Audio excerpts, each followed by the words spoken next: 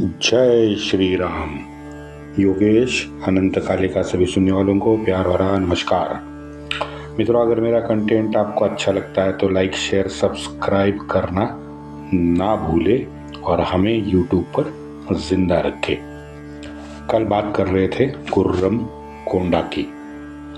मित्रों, गुर्रम कोंडा का पराजय ये हैदर के लिए ज़्यादा क्लेशदायक सिद्ध हुआ, क्योंकि वहाँ पे मुरार राव ने उसकी जो रियासत थी गुत्ती राज्य, तो गुत्ती राज्य में हैदर ने किए गए सारे अपमानों का बदला मुरार राव ने ले लिया।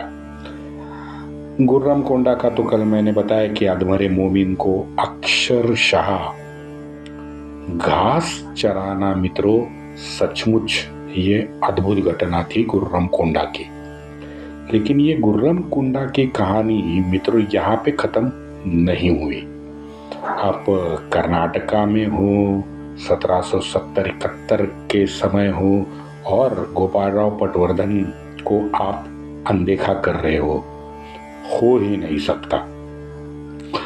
मुख्य लड़ाई गुर्रम कोंडा में हो रही थी, तो वहीं गुर्रम कोंडा से त्र्यंबक मामा ने कोलार साइड पे श्रीरंगपट्टनम का रास्ता बंद करने के लिए गोपाल राव को भेजा था।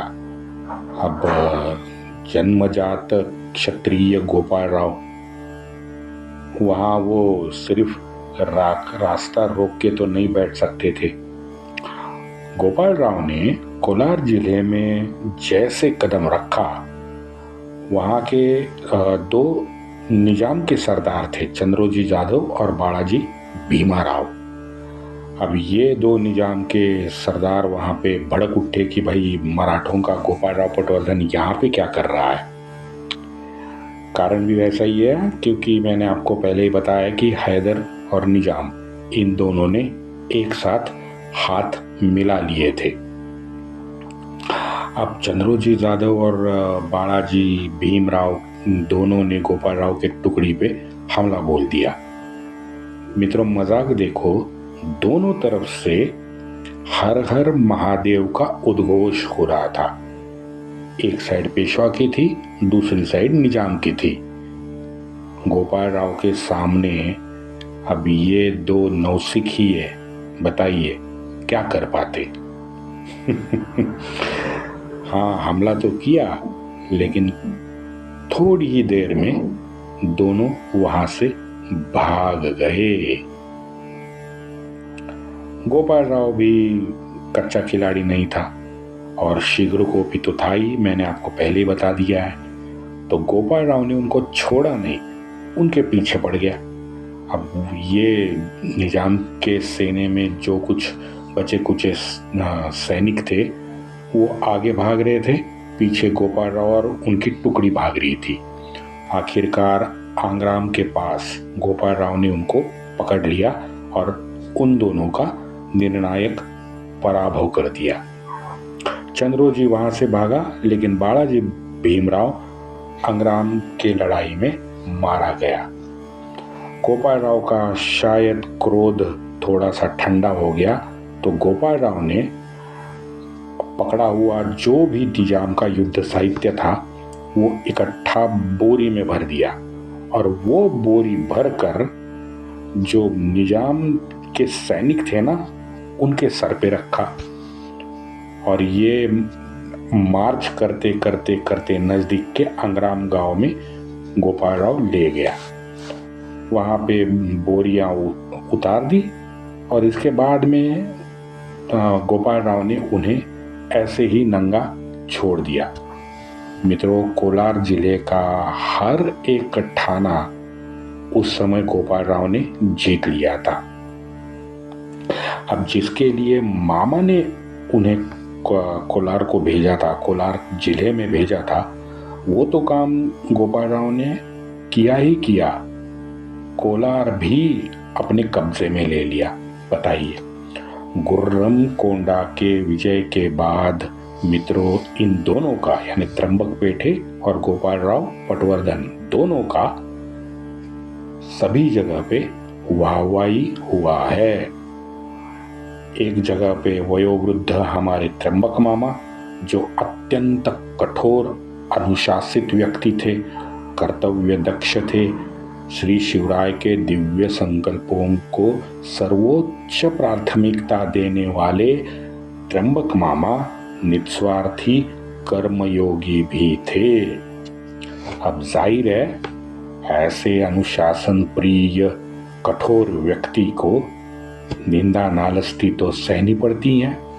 बहुत सारे मराठी सरदारों के निंदा के पात्र त्र्यंबक पेठे हो गए थे, लेकिन क्या करते, क्योंकि त्र्यंबक मेठे पेठे की परमोच्च निष्ठा और श्री शिवराय के प्रति आस्था अब इनके सामने ये सारे सरदारों की कुछ नहीं चलती थी, आखिरकार नतमस्तक हो जाते थे।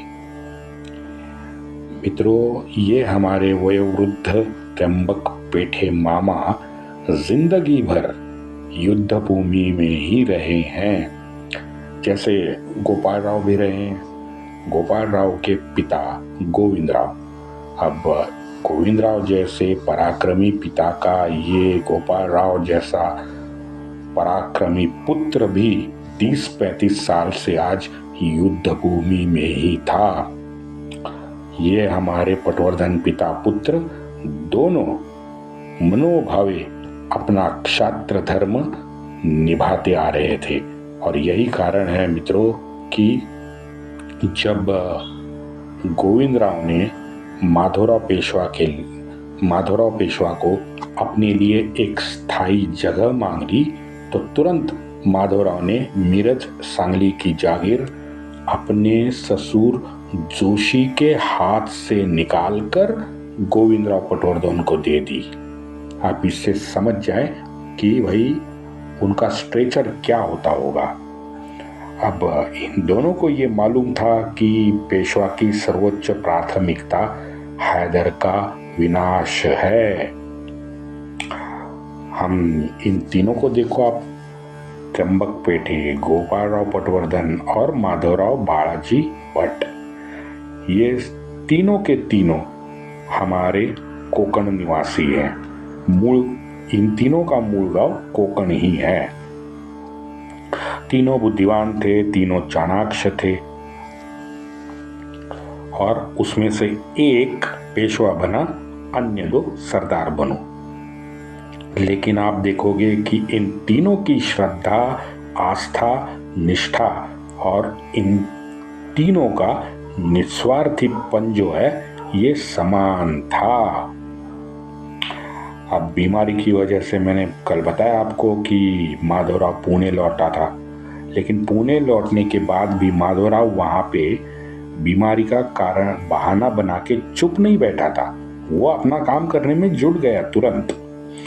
पहले तो उसने क्या किया कि पुणे से नजदीक 10-12 किलोमीटर पे एक छोटा गांव था खड़की, वहां खड़की में उसने बंदूक बनाने का कारखाना खोल दिया।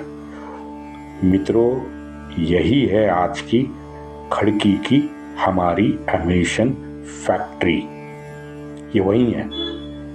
अब एम्यूनिशन फैक्ट्री रूप बदलती गई, लेकिन 1772 से आज तक अखंड बंदूक हो, गोली हो, तोप गोले हो, इनकी निर्मित वहाँ पे आज भी शुरू है।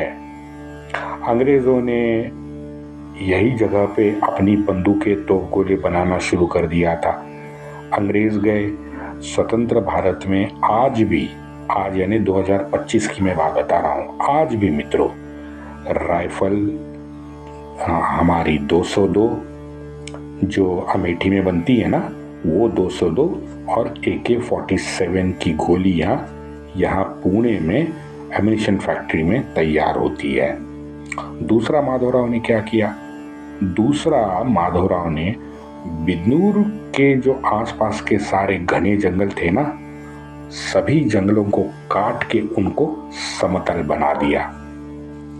यहाँ मित्रों मुझे ख्याल आता है कि भाई हम जानते हैं कि ये जो हमारी कश्मीर घाटी है, ये सिर्फ 90-100 स्क्वायर किलोमीटर की है। कर दो ना साफ यार, क्या फर्क पड़ेगा बताइए। क्या कर, जितने भी जंगल है सबको काट दो, समतल कर दो साला। जो जन्नत बिन्नत हम जो कहते हैं ना, वो तो 30-40 साल में फिर बन जाएगी। फिर पेड़ है, पेड़ तो उगेंगे ही उगेंगे, लेकिन इन मोमिनों का जो आने जाने का जो फ्री रास्ता है ना, वो पूरी तरह से बंद होगा। जंगल में अब की बार अब जो छुपते हैं ना, वो छुप नहीं सकेंगे। और भाड़ में जाए वो पर्यावरणवादी। हाँ, साला जिन पर्यावरणवादियों को यूरोप, अमेरिका, चाइना का कार्बन नहीं दिखता, वो यहाँ पे हम एक झाड़ गिरा दे तो तुरंत रोड पे आके ये मोमबत्ती गैंग अपना रंडी रोना शुरू कर देती हैं।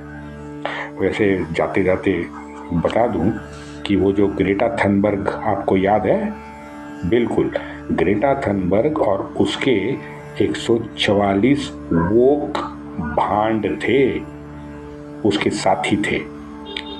उनकी पिटाई अभी अभी हुई है 8-10 दिन पहले, सुना है ना आपने, सुना होगा। ये सारे मित्रों भांड पैलेस्टाइन में तथाकथित मदद करने वाले साहित्य को लेके जा रहे थे। हमारे इजराइल के वीर आए और जो ग्रेटा थनबर्ग वो लेके जा रही थी ना जहाज, उसको बुरी तरह से क्षतिग्रस्त कर दिया। बताइए, ये है वो ग्रेटा थनबर्ग, उसे भी नोबेल मिला है भाई। चलो विषय पे आते हैं। बिदनूर के जंगलों में हैदर की छिपने की जगह थी, ये मैंने लास्ट एपिसोड में आपको बताया। हर बार वो 3-4 साल से उन्हीं घने जंगलों में छिपता रहा था। वो माधवराव ने पूरी तरह से जमीन दोस्त करके समतल जमीन कर दी। हमारा होनवर बंदर आपको याद होगा, वही बिदनूर के पास गोमान तक से सटा, याद आया? बस वही होनावर बंदर को तहस नहस करने वाले हमारे दरियावर्दी दूलप, सावंतवाड़ी के सावंत और त्र्यंबक सूर्या जी को तुरंत माधवराव ने पुणे से संदेशा भेजा और इन तीनों को जल्द से जल्द गोमान तक से सटे सौंधा रियासत में हैदर के पीछे भेजा। बाद में ये इन तीनों ने हैदर को पिटाई करते करते सौंधा से बाहर निकाला और पीछे मैसूर राज्य की तरफ ढकेला है। मित्रों, यहाँ पे याद रखें कि सौंधा जो है ये पोर्तुगीजों के कब्जे में चला गया था। उसके बारे में मैंने बताया था आपको। अब क्या करे भाई, मराठों का तूफान ही ऐसा था कि हैदर और पुर्तगाली दोनों सौंधा में उड़ गए थे। यवनास जरबेत आणून त्यांचे पूर्ण पारिपात्य करावे। यवन आक्रांता, जरबेत आणून उनको मुट्ठी में लाके त्यांचे पूर्ण पारिपात्य करावे और वहां देव ब्राह्मणों की पुनर्स्थापना होनी चाहिए। इति माधवराव। माधवराव के ये स्पष्ट विचार माधवराव ने लिखे हैं। मामा त्र्यंबक पेठे को तो माधवराव ने सीधा लिखा कि हैदर नाइक दुष्ट स्वभाव का है, उसका पूरी तरह से निपात करना आज जरूरी है, उचित है। मतलब साफ है मित्रों, समझ में आता है कि बीमार पेशवा पुणे में बैठकर भी हिंदवी स्वराज्य के लिए ही लगातार काम करता रहा। यहाँ हैदर ने फिर एक बार अपना वकील आपाजी राम को पुणे भेजा। शायद मैंने ये बताया आपको, लेकिन इस बार नहीं बताया, सॉरी। आपाजी राम एक्चुअली 3 बार पुणे आया था। ये तीसरी बार जब आया ना, तो माधवराव ने उसे दरबार में आने से ही मना कर दिया। बताओ, हाँ, माधवराव ने भी सोचा होगा कि भाई बस अब नहीं, बहुत हो चुका ये छलावा, 3-4 साल से हम लोग सुन रहे हैं। परिणाम ये हुआ मित्रों कि आपाजी राम हैदर का वकील 24 घंटे में बिना किसी से मिले पुणे से बेंगलुरु लौट गया। और इसके बाद फिर वो माधवराव फिर पुणे आता है और पुणे पहुंच के माधवराव क्या करता है, पुणे पहुंचने के तुरंत बाद अप्पा बळवंत मेहेंदळे उसके साथ 10,000 अपनी मराठी सेना को त्र्यंबकपेठे मामा के मदद के लिए पुणे से रवाना कर देता है।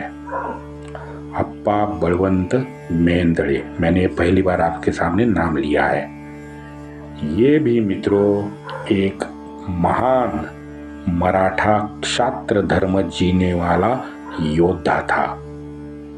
मित्रों, पुणे में बिल्कुल मध्यवस्ती में एक पुस्तक बाजार है, पूरी लेन की लेन पुस्तक बाजार की है। अब वो पुस्तक बाजार की सबसे लेन का सबसे बिजी चौक है ना, उसका नाम पुणे में आज भी अप्पा बळवंत चौक लिखा है। ये मित्रों अप्पा बळवंत मेहेंदळे को दी हुई हम पुणेकरों की श्रद्धांजलि है। अप्पा बळवंत चौक। वंदे मातरम।